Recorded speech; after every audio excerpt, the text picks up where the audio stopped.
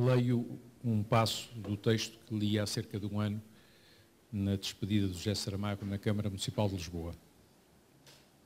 Sei bem que não cabe nestas palavras tudo quanto tem que ser dito, em particular quando o ponto de partida para estas reflexões é a noção de que os grandes artistas e os grandes escritores acabam por ser mestres de quem os lê, numa acessão plurívoca do termo. Mestre é o que domina um ofício, o que ensina os outros, ou o que lidera e se afirma num certo campo artístico. Aquele, afinal, a quem associamos outros vocábulos significativos: magistério, magistral, mestria. É Saramago ele mesmo que nos conduz a esta linha de reflexão. Peço por isso ajuda a um dos seus títulos para logo lembrar muito daquilo que o escritor nos deixa, de como a personagem foi mestre e o autor seu aprendiz. Anunciou Saramago em Estocolmo, perante a Academia Sueca, no dia 7 de dezembro de 1998. Retomo a expressão de humildade e lucidez e reinvento-a, de como o escritor foi mestre e o leitor seu aprendiz. Assim é. Temos sido, sempre seremos, discípulos do homem escritor que um dia ajudou um avô chamado Jerónimo nas andanças de pastor. Com ele cavou a terra do quintal, cortou a lenha para o lume, fez subir a água do poço comunitário. É esse o princípio de uma história que verdadeiramente não termina com o desaparecimento físico de quem a protagonizou. Mas é bem verdade que foi daquele começo singelo que José Saramago partiu para enfrentar um desafio de impossibilidades várias que o trabalho, o talento e os acasos da vida modelaram num trajeto literário que continua para além da morte. Muitos e longos caminhos foi preciso andar para que o quase estigma de quem andou descalço até aos 14 anos se volvesse num tal percurso literário. É esse percurso, e ao que dele recebemos, que como eternos aprendizes do mestre inesquecível, pagamos o tributo que este texto quer ser. Também porque me recuso a enunciar uma despedida que não tem justificação nem plausível razão de ser.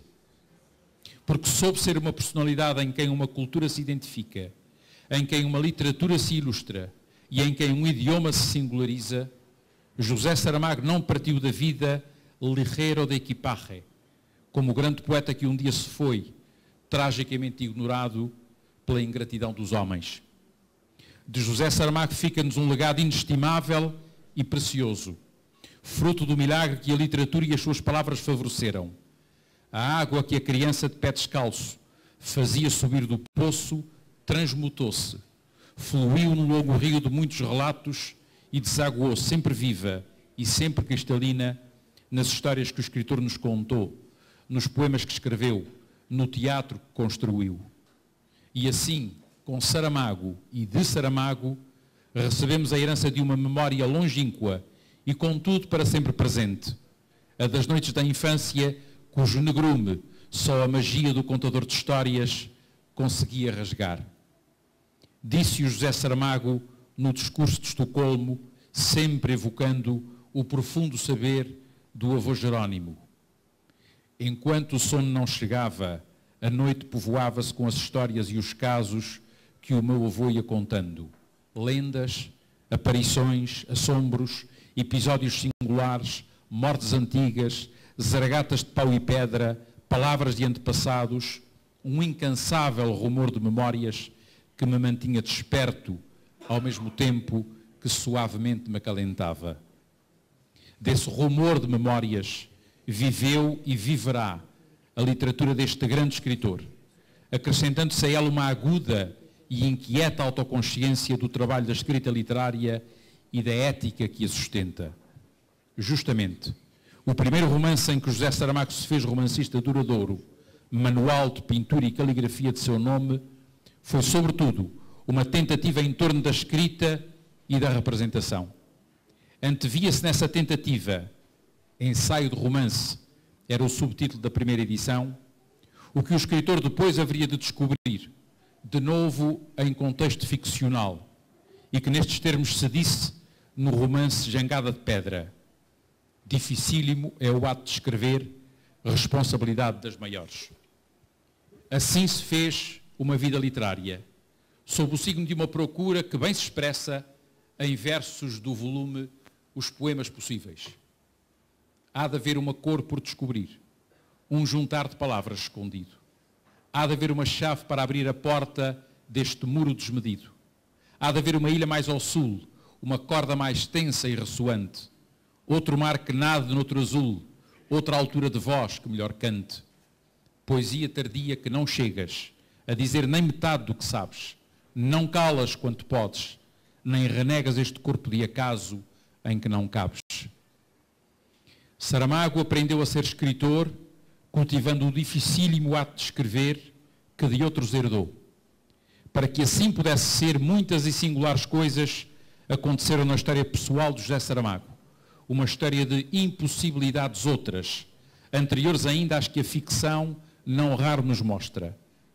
Foi ele quem o disse no discurso de Estocolmo, sem todavia tudo revelar. Disse da sua infância, dos avós que o criaram, dos livros que leu e também de uma certa linhagem familiar em que o escritor galardoado com o Prémio Nobel, essa mesma eternidade que só a arte garante, acima e para além de todas as fragilidades da vida. Por isso podemos hoje afirmar acerca de José Saramago o que no seu tempo Eça de Queiroz disse da grande arte, da grande literatura e dos seus intérpretes. A arte é tudo, tudo o resto é nada. Só um livro é capaz de fazer a eternidade de um povo. E bem sabendo que tudo é efêmero e oco nas sociedades, sobretudo o que nelas mais nos deslumbra, Eça acrescentou, a propósito de Shakespeare, o que agora digo de José Saramago. Está vivo, de uma vida melhor, porque o seu espírito fulge com um sereno e contínuo esplendor, sem que o perturbem mais as humilhantes misérias da carne.